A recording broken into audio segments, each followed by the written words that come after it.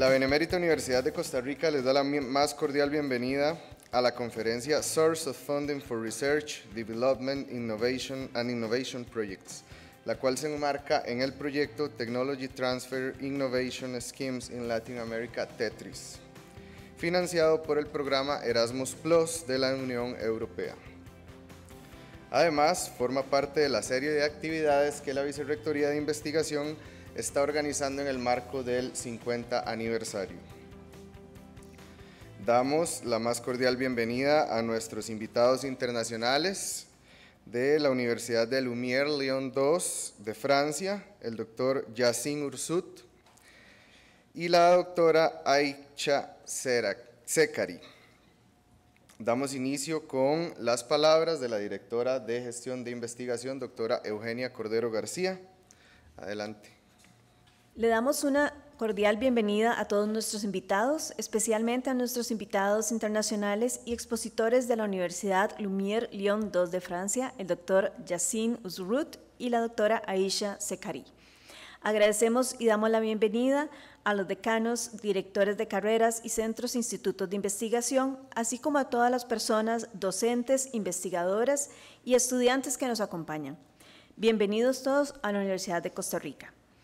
Un saludo cordial de parte de la Vicerrectora de Investigación, la doctora María Laura Arias, y del rector, el doctor Gustavo Gutiérrez. Como directora de la Dirección de Gestión de Investigación de la Vicerrectoría de Investigación, es un placer estar ante ustedes el día de hoy en esta jornada de trabajo para aprender de nuestros colegas franceses sobre la búsqueda y consecución de fondos para investigación y el apoyo a las empresas derivadas.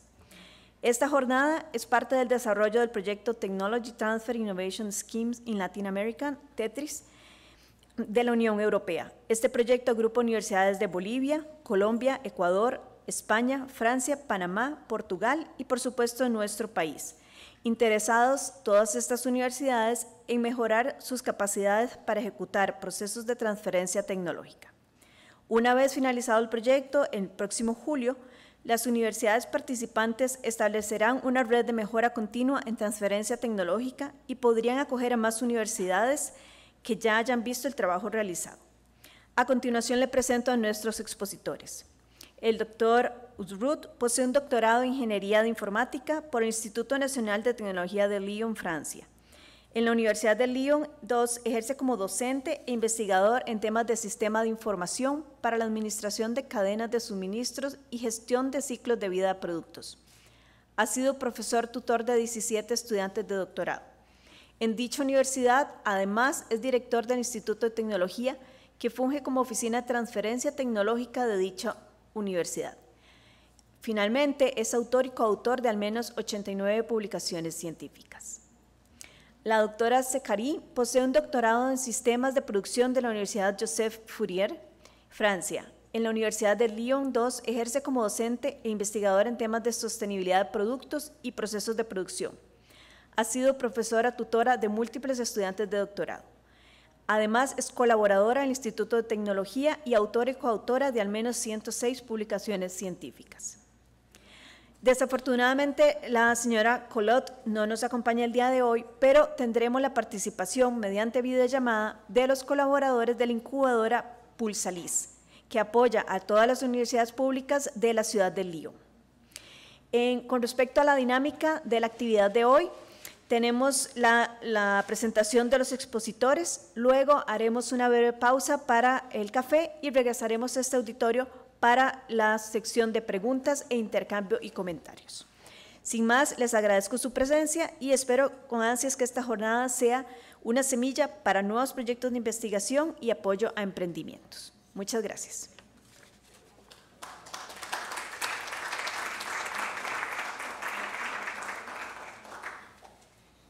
Gracias a la doctora Eugenia. Seguidamente le damos el pase al doctor Yacine Ursut, expositor principal el día de hoy. Adelante. Gracias. Buenos días. Hello, everyone. Sorry, we don't speak Spanish, so it will be in English. So thank you first. I want to thank the colleagues here from UCR, Dr. Eugenia, Maurizio, and also the colleagues from Tech, because we are partners in the, yes, we are partners in the TETRIS project, the project that introduced Dr. Eugenia. So for today, the idea is to make a conference, presentation on sources of funding research for research development and innovation projects. So I will make the first part of the presentation. So I'm Yassine Ouzrout, from professor in France, in university, and Dr. Hakim Feria. You can see his name here. It's a European project manager at INSA Valor. INSA Valor is a TTO, a technology transfer office, a big technology transfer office of the School of Engineer, one School of Engineer called INSA de Lyon, famous one. So he will present, of course, the way this TTO office is working in Lyon. So it will be interesting to have examples, concrete examples on how this TTO office is managing the process related to source of funding. So just before starting the presentation, I will say a few words about the university, Lyon 2, but quickly, because we are a little bit late. And so our university in Lyon, it's an old university, University of Lyon, founded in 1875. But Lyon 2, it's like this in France, maybe you know it, but in France we have in each big city, let's say, we have different universities. So we are in University Lyon 2, and we have also Lyon 1, and Lyon 3, tres. So we have 3 big universities, and our university was founded in 73. Okay, we have about 30,000 students, including, let's say, 16% of foreign students, 13 faculties and institutes, and it's mainly human science, but not only. We have also institutes of technology with computer science and things like that, but it's mainly a human science university. We have 220 state degrees, of course, undergraduate, postgraduate, and graduate, and seven doctoral schools. So the doctoral schools in France manage the research, the PhD students, all the research part for the administrative research part, and scientific also research part of the PhD. So for example, we have one doctoral school for all the universities of Lyon related for example, for computer science or for chemical studies and things like that. We have about, in Lyon 2, 1,200 PhD students, 33 research centers, research laboratories, including 20 universities, and CNRS. CNRS is a big center of research, a national one, and some research center of the university are mixed with the CNRS research units, and about 2,000 teaching staff. So this is just the identity of our university, and it is part of the University of Lyon, which includes 11 higher education and research institutions. That means 4 big universities. We have also a university in Saint-Étienne. And in France, we have School of Engineers, like INSA de Lyon, like École Centrale, so big school of engineers. So all of them, 11, work together within this University of Lyon. So it's interesting to know that, because we have in France, in terms of technology transfer, we have the SAT, what we call SAT, which are Technology Transfer Society offices, working for all these, which belongs to University of Lyon. So we have a common, let's say, a technology transfer, office, and mainly for creation of spin-off, startups, and things like that. So we will discuss about that maybe later. So just to finish with this, for our university, for ULL, Lyon 2, the funding, there is a strategy related, of course, to the funding, to identify sources of funding. They put some processes to continuously investigate according to funding institutions, because there are many sources of funding. We will show that later. So we have internal opportunities. The university gives some funds for researcher, for new researcher, for example. We have, of course, regional funding. We have EU funding, national funding, European funding, or other international funding. So it's very important in the strategy of the university to have this continuously investigation to be aware about what happened in terms of funding institutions and things like that. So we have also something very important in the strategy is to make the difference between according to the type of calls. You know, you have some calls, for example, European calls related to teaching and learning, mobility of students. We have, of course, calls for funding related to basic research or to applied research. So it's important to identify the type of source of funding. We will show that also later. And so it's important to have it in the strategy of the university, of course, and also according to primary beneficiary, what is the target in terms of beneficiary. It could be student, or it could be researchers, of course, or postdocs, because there are some calls to, let's say, to hire, to recruit postdocs, for example, postdoctoral students. So, of course, it's very important to identify and in the strategy of the university to define all these, let's say, sources of funding related to the topic that we are interested by. So just to finish with this, ULL University develops public and private research partnerships at national, European, international level, of course, and these partnerships could be, there are three main, let's say, forms. The collaborative research contracts with other universities or with companies, with industry, with so the contract. We have grant agreement within the European project, for example, with international project, with consortium, with other universities, with companies sometimes. So you know this, maybe you know, like H2020 or Horizon. Today we have Horizon, Erasmus Plus, like TETRIS project. The project we are involved is an Erasmus Plus project. So grant agreements and also provision of services or expertise. So the idea is to provide some, let's say, expertise services to companies, to national organization, and things like that. So these are the three main forms related to the partnerships. So now I can start. It was just an introduction to the university. So this is the agenda of the conference. So we will discuss about, let's say, four main topics. The first one is, of course, the importance of funding for research, development, and innovation in universities. The second point is how to manage sources of funding. So we will give you some examples, some processes, how best practices and things like that. The third point is related to the available funding sources and opportunities. So I will make a focus on mainly the European opportunities, of course, to introduce a little bit the Horizon, for example, call and things like that. And the last point is related to successful grant applications and examples. So our colleague, Dr. Hakim Feria, will make a presentation. Unfortunately, he's not here with us. He's in France, in Lyon, so he will do it remotely. But he has a presentation to show you how the Technology Transfer Office in Savalor is working on that and what are the good best practices and things like that. So, first of all, importance of funding for research, development, and innovation in universities.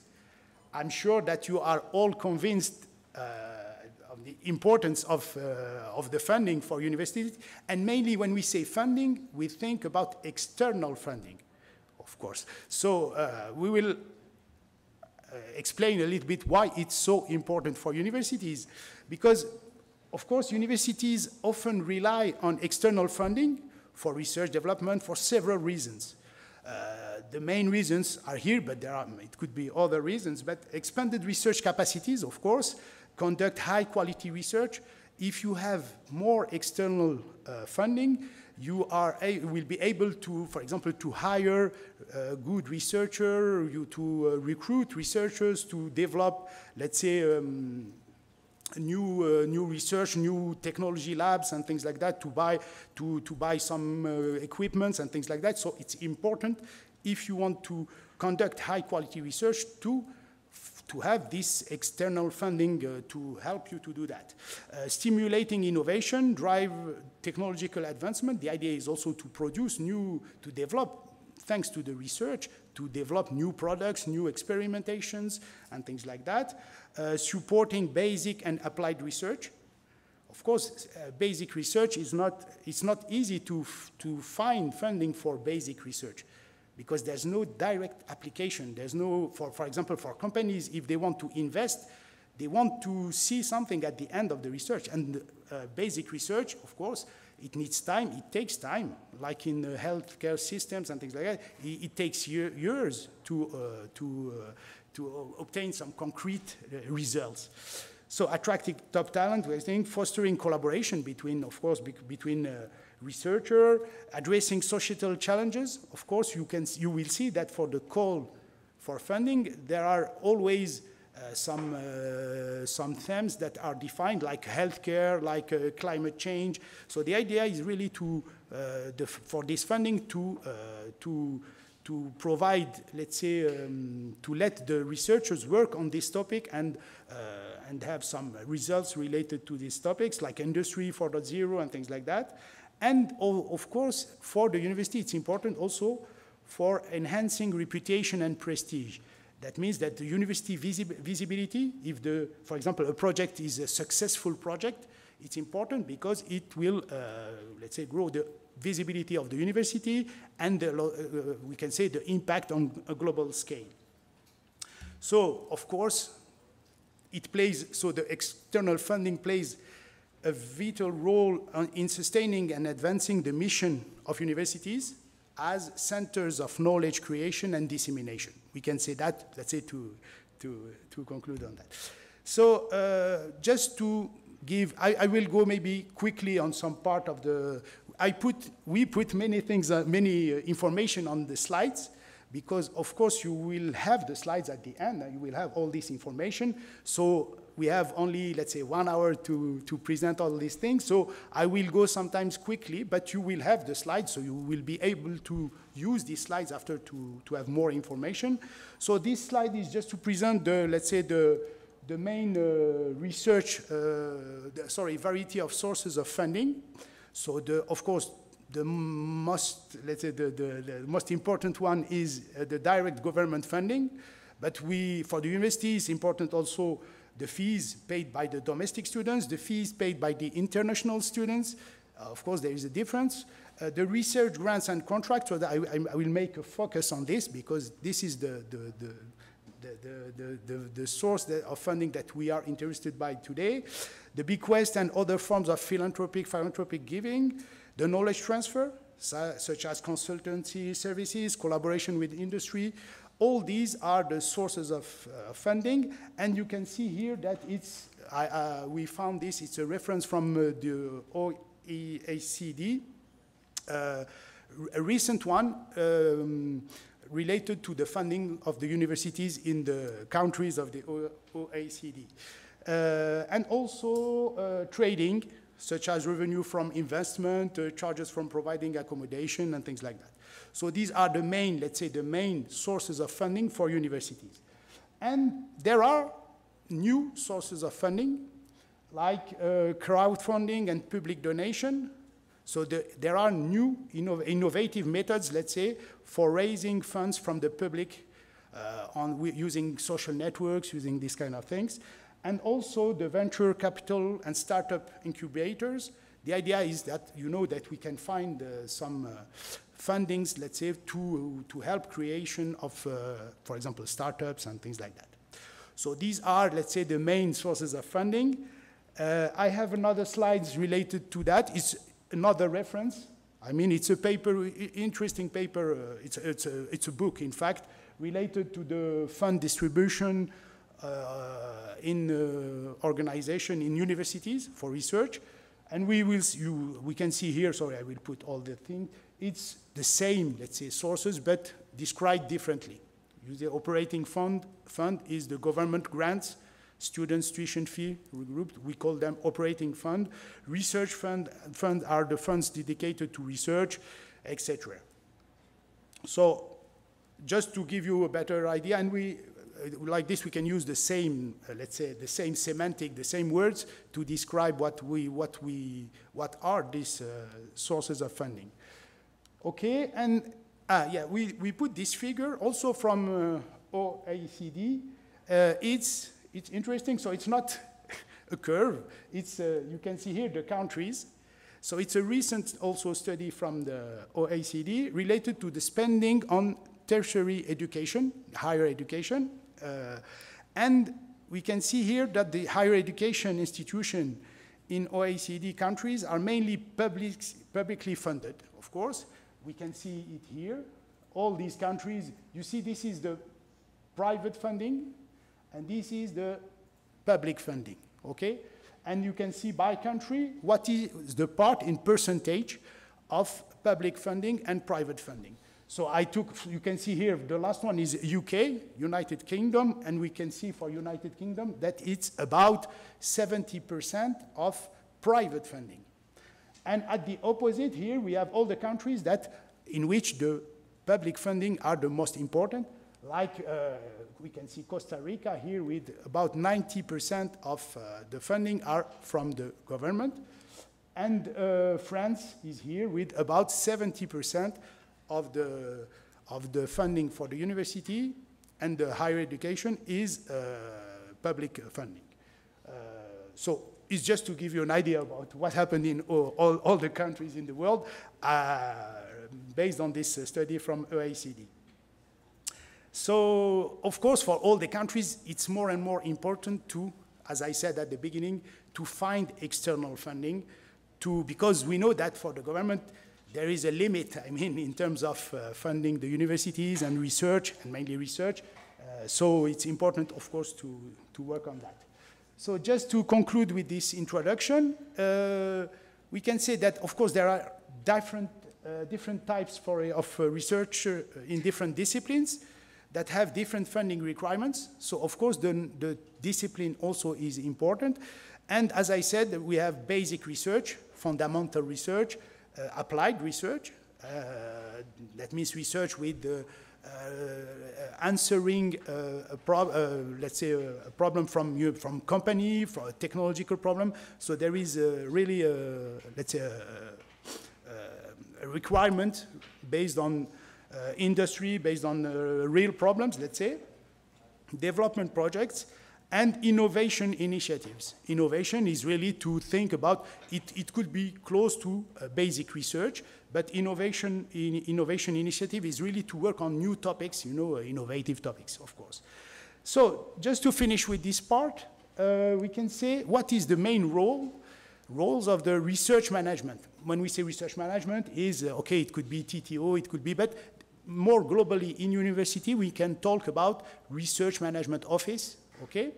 And so the main roles in universities are first to identify and disseminate research funding opportunities, very important. If you want the researcher to, let's say, to be dynamic and to try to answer, to submit projects and things like that, the university should, in their strategy of the university, we should push them, help them, train them, make everything to let them, because the researcher, by nature, I'm a researcher, so I can say it. So we are working in our lab, we're working on our domain, and we're happy about that, making publications and things like that. Of course, all the researchers are not, let's say, don't want to go to find, let's say, budget, to find money, and I'm talking, it depends, of course, on the countries. That's why I'm talking in France.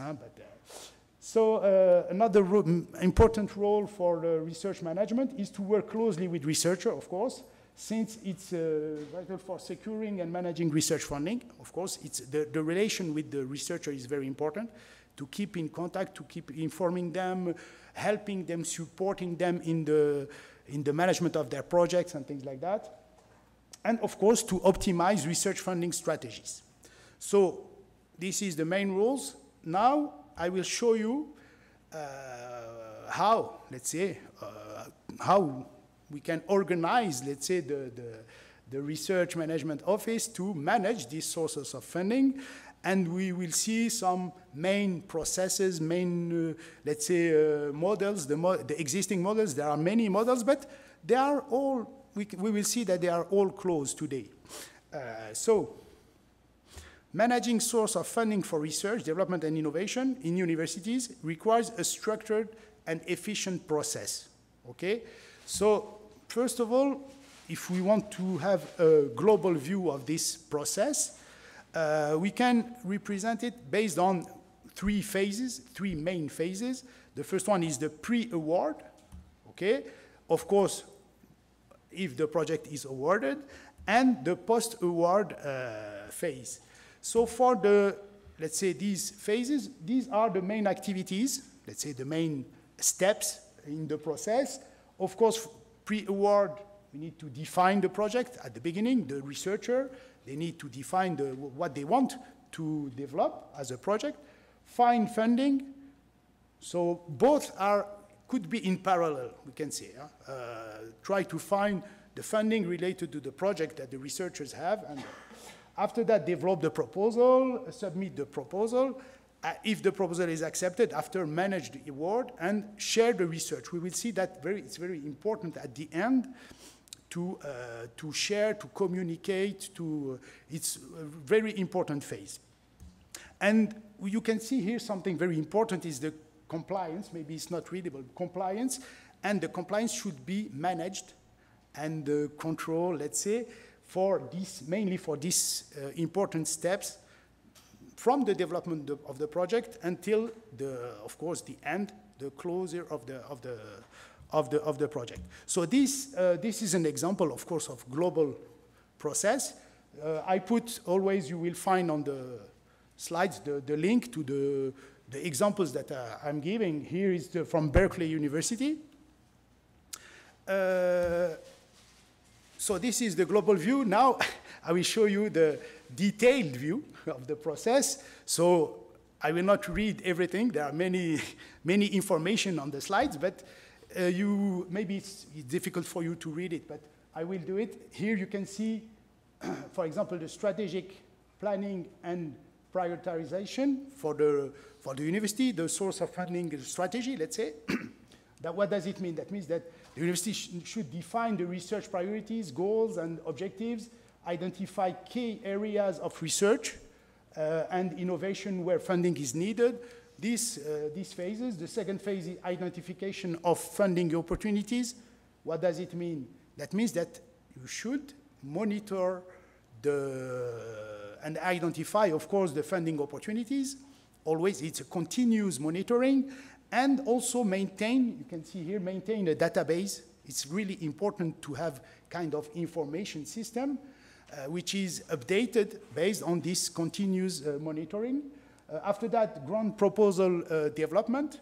Of course, encourage researchers to develop competitive grant proposal. It's not easy to make an excellent research and good proposal. So we need to have in the, let's say, the research management service, we need to have this expertise to help them, to explain them that based on the level, for example, we will see later the TRL, for example, is one way to identify the level of the research and make the matching with the good call for a proposal. So grant proposal development. After that, proposal review and approval. Of course, in all universities, I'm sure that it's the same in your university. Of course, when the proposal is, let's say, is finished, the proposal is okay, it needs a validation from, of course, from let's say, the vice president. I don't know, it depends on the organization, but because there is also an investment from the university in terms of budget, in terms of, so it's important, of course, to have this validation, and because it's the university will submit the project. It's not the researcher. Of course, there is a team in the project, and there is a leader of the team, of course, but it's in the name of the university. So it's important, of course, that the university has a look and validate, of course, all the topic of the submission. So for that, you need to establish an internal review process, of course. After that, grant management and administration. So what does it mean in terms of strategy in the process for the university? That means that the university should establish clear guidelines and procedures, of course, for the application, for the management of the project, and assign dedicated project managers to oversee budget management. So of course, there are two things. We talked about compliance. So of course, it's very important to have people that manage the project with the financial point of view, that are aware about about the requirements of the funding sources. If it's, for example, European project, there are guidelines, there are very strict, let's say, procedures, and we need to know this procedure if we want to succeed in the management of our projects. So after that, sorry, maybe it's not readable, but there is financial accountability and transparency. So that means that the university should implement robust financial management system to monitor grant expenditure, of course. This one is promotion and collaboration with partners. I said that the project, this kind of research of external funding, it's a way also to enhance the collaboration and the networking with other universities, with the stakeholders, with the companies. So the idea is for the university is to facilitate collaboration between researchers, industry partners, government agencies, and things like that. And also encourage interdisciplinary collaborations. It's more and more important, interdisciplinary collaborations. In the call for projects, more and more we have, they ask for that. I mean, if we want to answer a challenge related to society, for example, health, I'm a computer scientist, okay, we can talk about artificial intelligence, it's interesting for health, but we need to work with doctors, with people that are from the health domain. Okay, so interdisciplinary is more and more important. And just to finish this, of course, impact, assessment and evaluation. So the idea is to develop mechanism for assessing the impact and outcomes, publications, patents. So the idea here is really to define KPIs, to define indicators and to follow these indicators.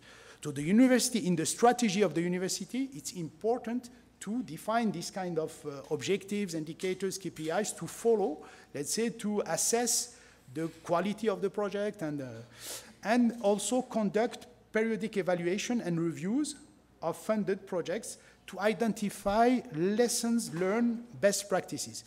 It's always important to learn from the project that we are running and because there are, let's say, projects more, let's say, complicated than the others, so we need to learn from that to reuse, let's say, the best practices, of course. And finally, the continuous improvement and adaptation. For the university, we are in a global process. The idea is regularly review and refine the process for managing source of funding, stay agile and adaptable to respond to evolving needs and opportunities in the research ecosystem. Of course, the research ecosystem is a complex ecosystem. We started seeing this.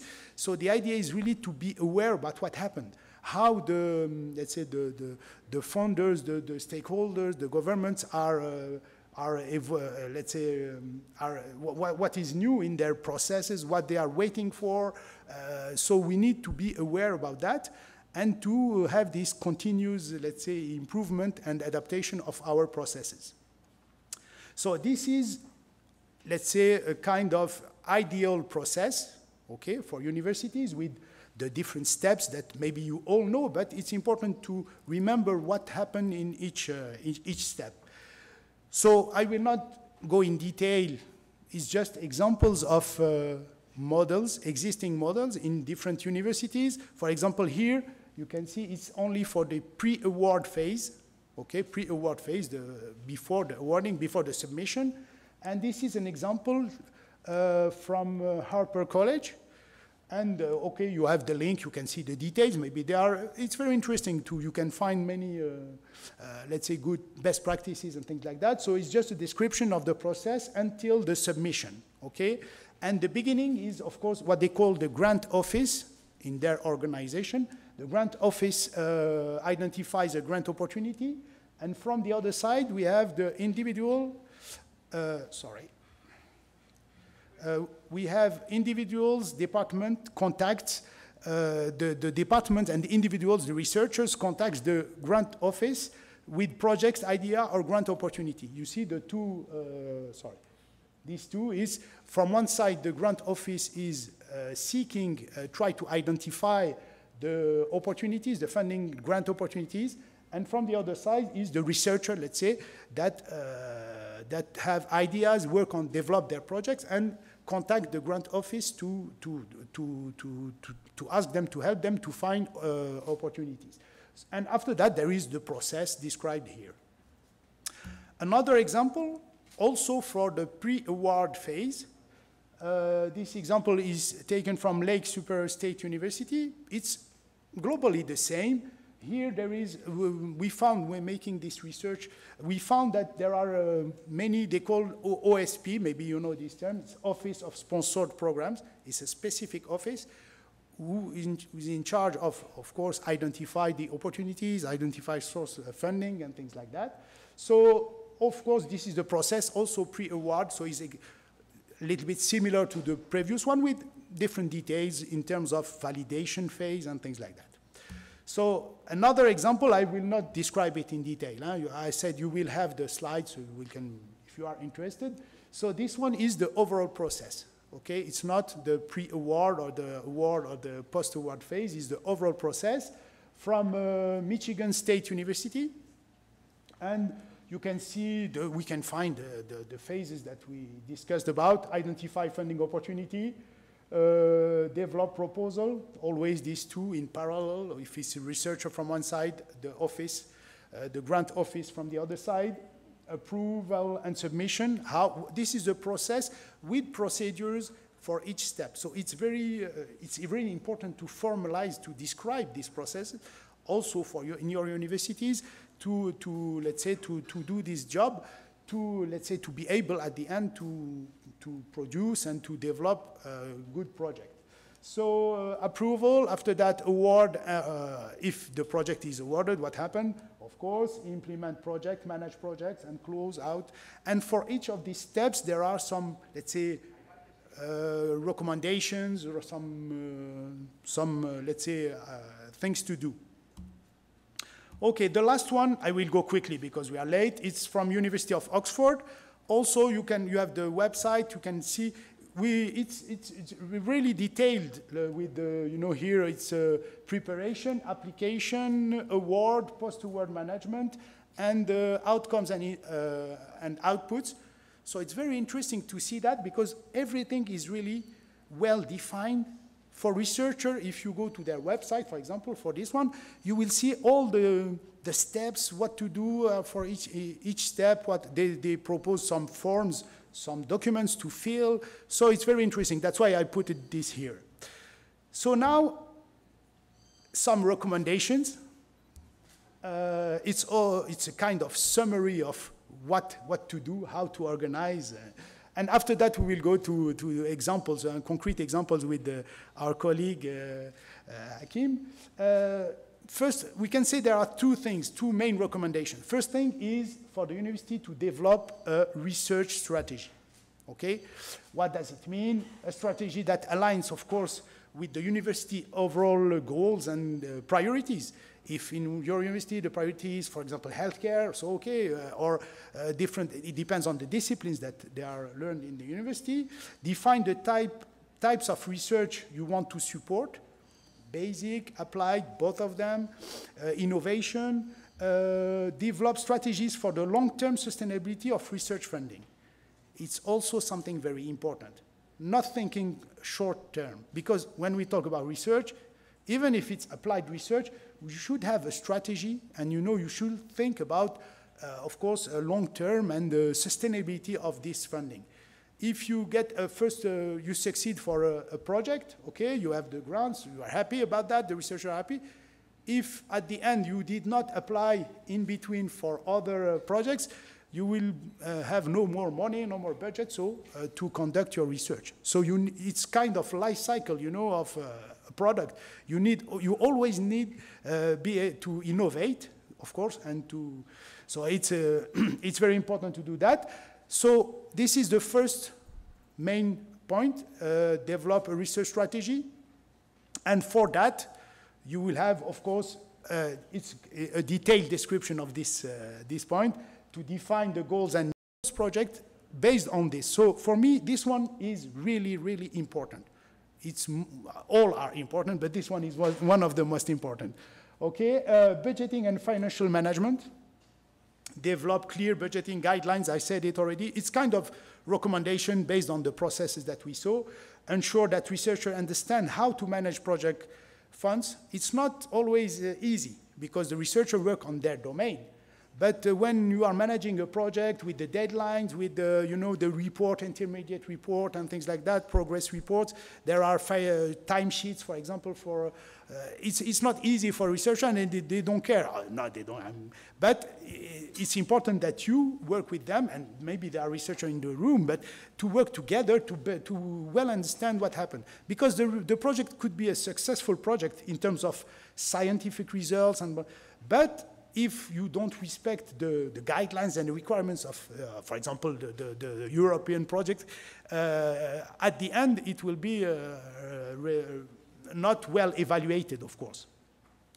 What else? Training and capacity building. Offer training and capacity building programs to enhance the research skills of staffs and researchers. We can see what we are doing here today is part of this. And grant management software. It's also important to invest in information system. Let's say we can call it research management information system. To, of course, to manage all the data related to the project. I said you need to have a kind of database with the source of funding, of course, and also the project. When you manage a project, you have many data, documents, and things like that. It's really important to have this to capitalize. I mean, to learn from a previous project, to also to be able, for example, to find the good partners. If your network, your research, the researcher, the research funding agencies, if you have all these in your information system, you will be able easily to make connection, to find a good source of funding, to find a good researcher to work with, let's say, to develop a team, for example. So it's really important also to use these kind of tools. And of course, I said it many times, continuous monitoring and adaptation. Very important. So these are, for me, the main recommendation related to the strategy of the university. Second thing is, I said there are two main things. The first one is the strategy for the university. The second one is to create a research funding management office. Because, of course, a strategy is important to want to develop things, but you need to organize the teams and the services and things like that to do that well. For example, of course, in this funding management office, you need to define the roles and responsibilities, develop procedures. It's very important to develop, let's say, what we are talking about, processes, procedures, guidelines to help the staff and to help the researcher also, of course. Establish a funding opportunity database. We talked about that. Staff training. Okay, all these points. These two slides is more a summary of all what we found in terms of, let's say, literature review about all the processes. So for this one, there are also many points. Identify funding sources. We talked about that. Technology transfer and commercialization is very important, of course. You know that, some of you, or maybe most of you. Create mechanisms for technology transfer and commercialization of research outcomes. It's important, we will discuss about that, but it's important at the end of the project to make it visible, to disseminate, to communicate, to share with the public, with the society, with the other internationally. It's really important to show what the university is doing. If you want to get new funding after, of course, the visibility is one of the most important points. Even if the project is not, it's a good project, but not excellent, if you make a good dissemination, if you let's say you develop the network and things like that, it will be a good way to do better next time. What about the support and resources for researchers? Of course, it's very important to inform researchers about the support and resources available to help them find and secure funding. Project selection and evaluation, explain well to the researcher. So this is the task to do by the, let's say, the funding management office. Explain the process for selecting research and innovation projects for funding. Discuss evaluation criteria used by funders. It's important to understand what the funders are waiting for us. Okay, in terms of, I talked about KPIs, indicators, but it's also there are many criteria that you need to know and to, so of course, we learn all these kind of things. For the first project, okay, we start slowly and with the experience, we learn and we know what they are waiting for. What is the most important for the funders, and so this is the role of the, let's say, research management office, let's say, in general. Okay, what else? Funding application and proposal writing. It's not easy also, so we need to help to support the writing of the proposal, not from let's say, the discipline or the scientific domain, but in terms of course, the budget, for example, the administrative part of the project, the rules, of course, there is the law, there is articles to respect, there are many things like this. So it's important to describe these steps, the process for applying for funding, provide training support for the researcher and for the staff, provides tips and best practices. Okay, that's why I said the grant management information system could be, it's important in this case. Compliance and accountability. Okay, compliance, we saw it in the global process at the beginning. It's, of course, very important because if you are not following the rules and respect all the requirements, your project will not be awarded, of course, clearly. So address the importance of compliance with funding guidelines and regulations. And also there are ethics, also rules, more and more. It depends on the discipline, but if you work on human and things like that, there are also ethics rules to respect and to take care. And finally, managing and reporting funding and monitoring and evaluation. You saw it's exactly the same that we saw in the process, the global process. Here we describe this as recommendations, global recommendation for each step of the process. So just to finish with this part, it's kind of also a summary of that. It's, we call this the 16th commandment. It's what is important to work on and to know, and of course the strategic planning, the diversify funding sources, continuous scanning and monitoring. So we discussed about that, and you will see in the slides. I will not present this now because we are late, but you will have the slides for each of these main, let's say, commandments. You will have a kind of explanation and ideas how to do it. Okay. Now, maybe because we are, I think that I will just introduce quickly I said before giving the floor to Hakim, I will just say a few words about the available funding sources and opportunities, because it's important for you to know that. And mainly, we will make a focus on EU grants opportunities, okay? Maybe, I don't know if you know or not, but I will go a little bit quickly just to explain what is Europe is proposing. We know that there are other international, let's say, funders, but let's talk about Europe because TETRIS is a European project and Okay, so Horizon, and mainly Horizon, because Horizon is research, of course.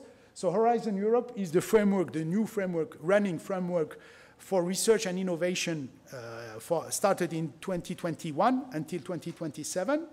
So it succeeded to H2020 program. So I put always the links to the websites, of course, if you're interested. And what to know is the activities of the program, it's a program called the program, are carried out through a call for projects. And something, important to know is there are 4 pillars in the Horizon program. One about science and for excellence. The second one is global issues and European industrial competitiveness. The third one is about a more innovative Europe. And the last one is widening participation and strengthening the European research area. And you will see that for these pillars, all the, of course, it's European projects, but the idea is to have associated partners for all over the world. So just to know quickly, so the pillar one is related to science of excellence, science for excellence, sorry. And there are 2 main, let's say, type of projects. So it's a fundamental research project through ERC, which is European Research Council, I will just say, and mobility. So one, ERC is more about, let's say, innovation, fundamental research, and the second one, Marie Sklodowska-Curie Action, MSCA, is more for mobilities. This one is for more mobilities. So it's mobilities of researchers, of course. PhD, postdoc, researchers, junior researcher or senior researchers. And ERC is more research projects, fundamental research or basic research project. So I don't have time. You will have the slides.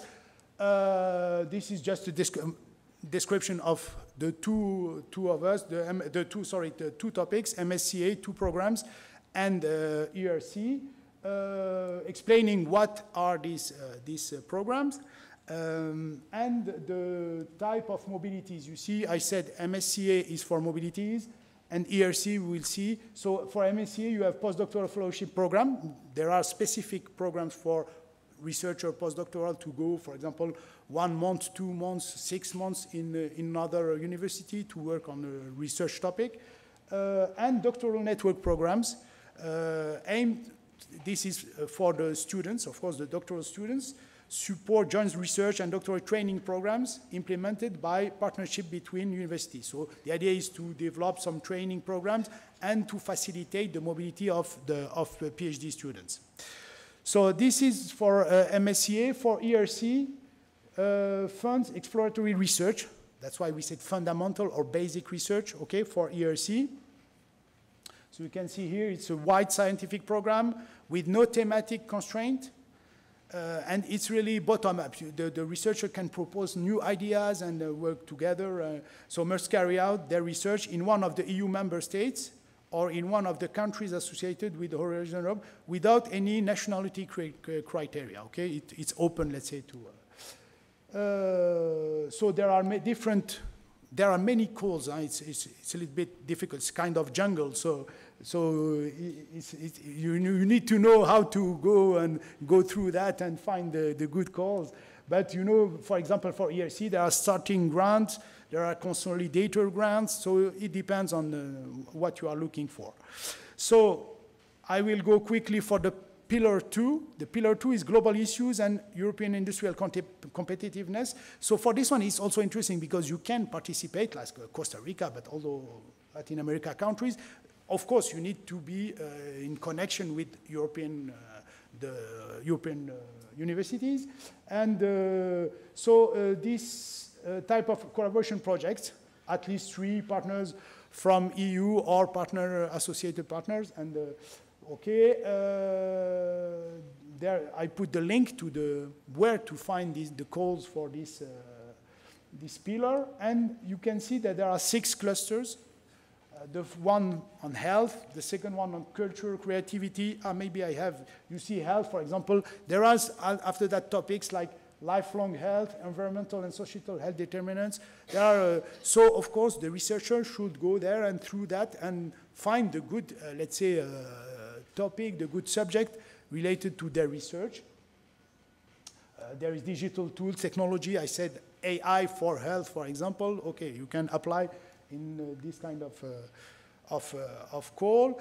Culture, creativity, and inclusive society, democracy, governance, cultural heritage, economic and social transformation, civil security for society, disaster resilient society, protection and safety, cybersecurity. So there are, okay, I will just put the six, let's say the six cluster. You see digital industry and space. This one is a big one also, like health. It's a big one with manufacturing technologies, digital technologies, emerging generic technologies, artificial intelligence and robotics, etc. Climate, of course, energy and mobility, also big one. This one, very important one, this cluster. You can see the examples of what are the topics that are concerned by this cluster. And food, bioeconomy, natural resource, agriculture and environment, also very important, of course.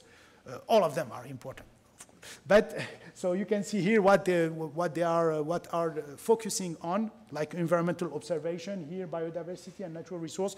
We are in Costa Rica, so it's the most important, this one. Okay, I will finish just with this slide before giving the floor to Hakim. We tried also to, for you, of course, to put a kind of summary of examples of source of funding databases that you can find, of course. The first one, we put EU, of course, because we described a little bit EU research database.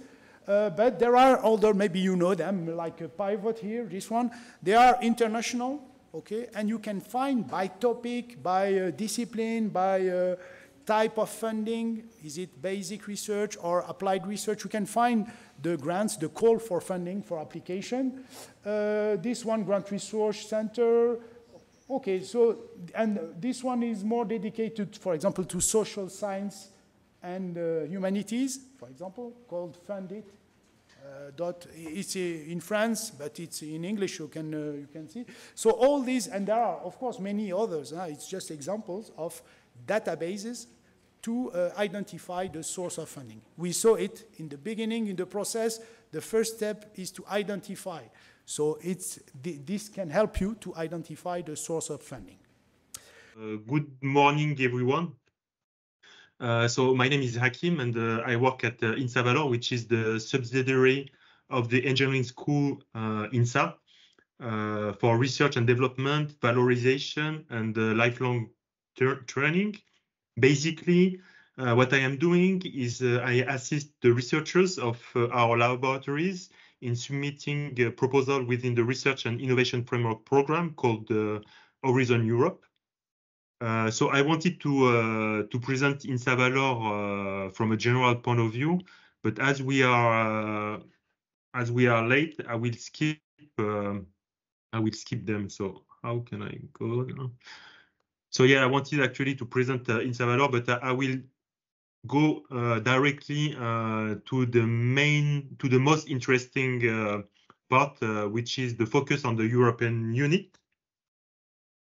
So I'm gonna skip. You will have the slides afterwards. So and feel free to reach out afterwards if you have any questions. So I will put the focus on the European unit. So the European unit of INSA Valor consists of a team of we are actually 3.5 persons, full-time equivalent at INSA and INSA Valor, with about 700 researchers, teachers, based in about 25 laboratories. So the researchers is one of the specific aspects of INSA and other universities, is that the researchers do not only do research, they also teach. And this is also challenging because they are, from the research point of view, the time they don't teach, they don't research. The time they teach, they don't research. So they have a kind of dual rules that is a challenge, as the time spent on teaching is time not devoted to research, creating kind of potential constraint from the research perspective. So INSA takes care of the so-called Marie Sklodowska-Curie action that have been introduced briefly earlier by Yassine. And while INSA Valor and myself, we are in charge of all the rest, that is to say mainly ERC in Pillar 1, all the clusters in Pillar 2, and the EIC in Pillar 3. So one person is working at INSA and 2.5 are working at INSA Valor. 0.5, I would say, is mainly involved in the post-award phase. That is to say, once the project is granted, is in charge of administrative and financial reporting. And 2, including myself, we are more involved in the pre-award phase, and we basically split the thematic between us. Briefly, my colleague is in charge of industry, energy, and environment issues, while I am more involved in the transport, health, and digital thematics. So here is another way of presenting you the opportunities offered by the European Commission in terms of TRL, which is the technology readiness level. So we assist the researchers from the idea up to the market. On my side, I am more involved in the projects with a TRL from 1 to 7. But what is important is you have to discuss with the researchers about their project in order to help us, to help them, to better choose the most relevant projects, being collaborative and industrial. So now I will focus on the main actions that we do in order to help the researchers to be successful in submitting proposals.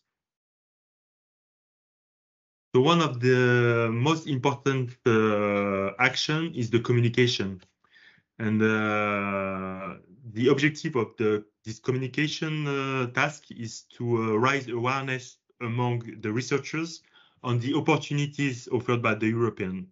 And how we do that, we have set an intranet portal available for all the researchers.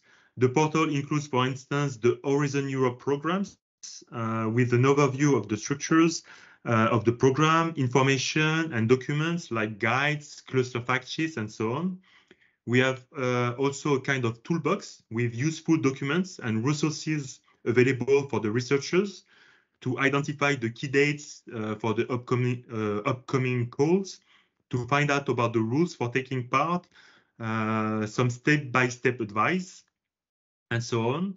We regularly organize webinars, especially when new work programs are released by the European Commission. We also go to the laboratories to meet the researchers and to discuss with them. We organize workshops.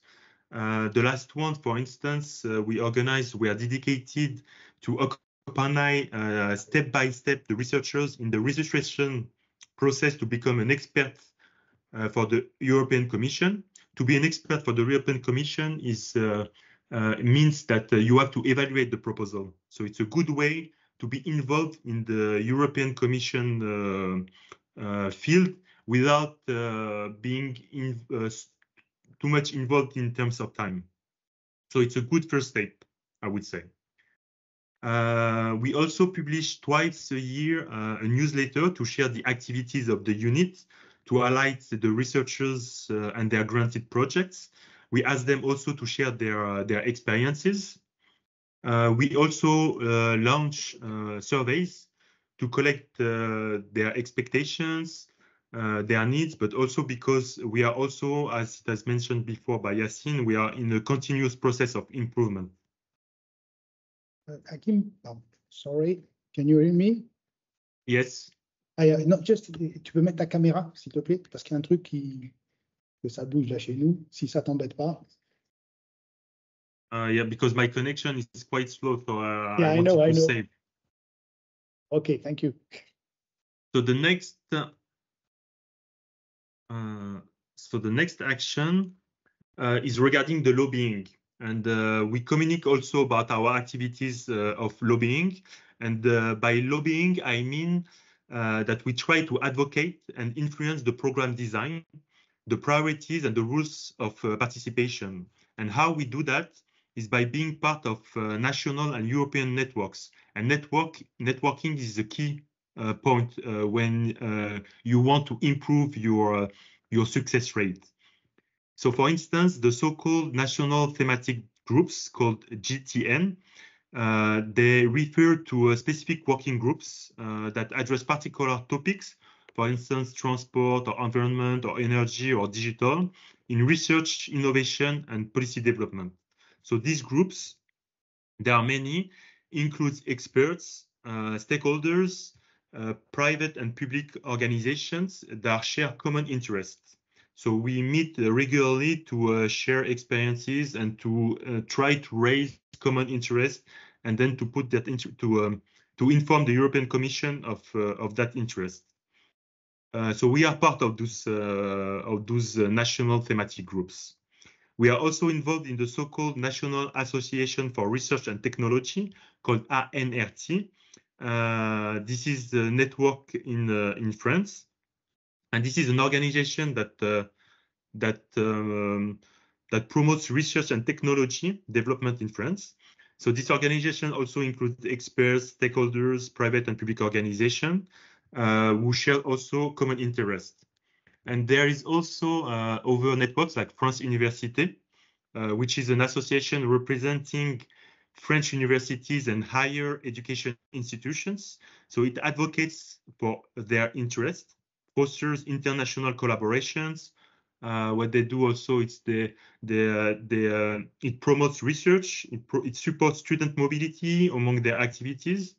And the association manages a group of people like us involved in European projects, European policies, and one of the goals is to share best practices and information. So by doing lobby, you try to improve your expertise when the European Commission is writing the proposals.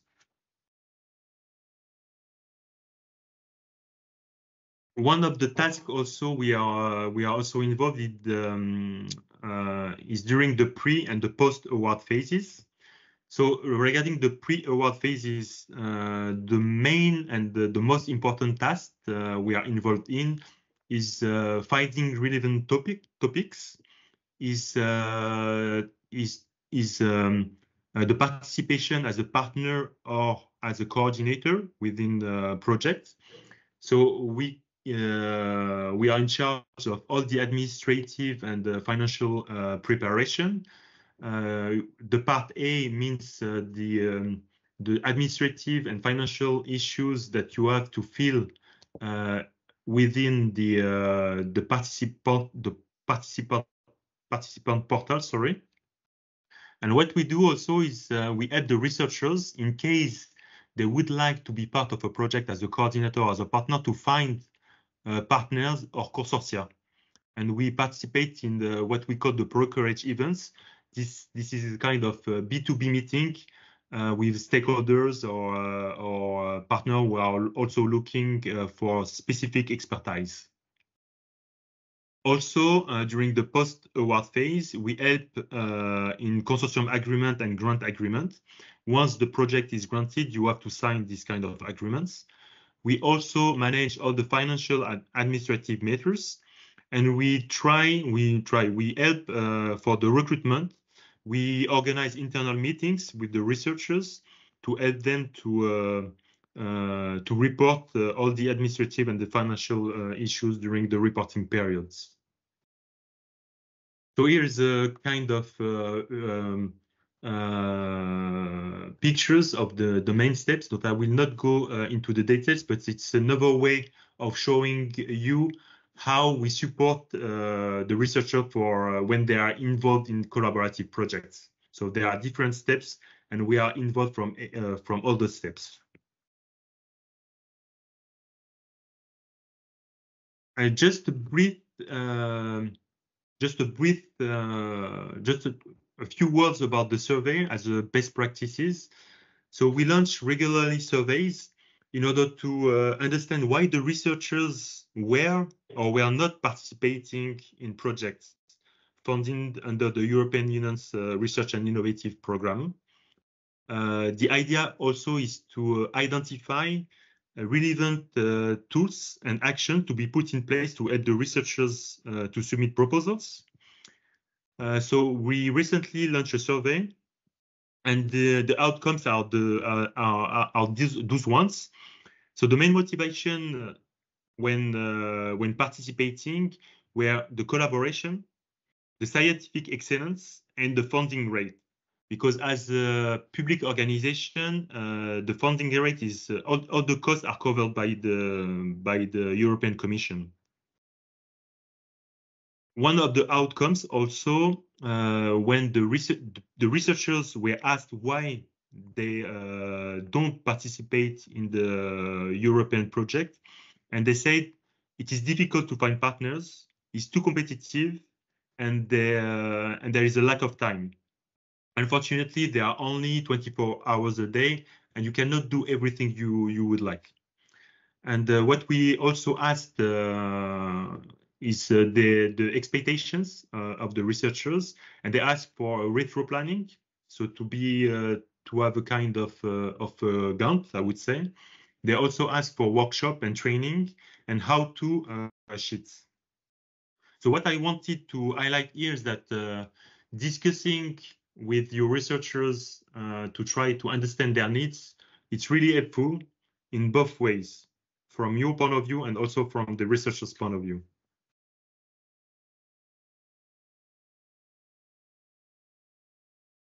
So I will conclude with this slide and share with you some thoughts. What I would give you as tips is do testimonials and feedback.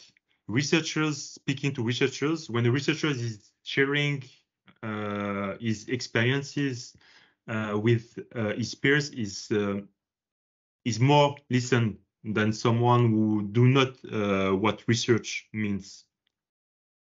And what I try to do also at INSA, because people are interested, researchers are interested in being part of a European project, because this is an excellent project. You can network, you can improve your skills, but they don't have the time to do it.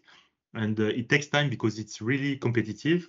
So what I advise them is to work as an expert. So you have to register as an expert, and then you will be called or not by the European Commission to evaluate the proposals that are submitted. And then you have a first look on how it works and how the proposals are evaluated. So finally, you will be in a better position when you will submit your own proposal. And last but not least, network.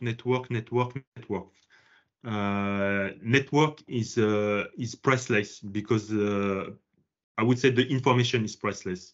You by networking, you can get information beforehand, in advance. And as I said before, you will also, in another way, be in a better position when you will submit a proposal.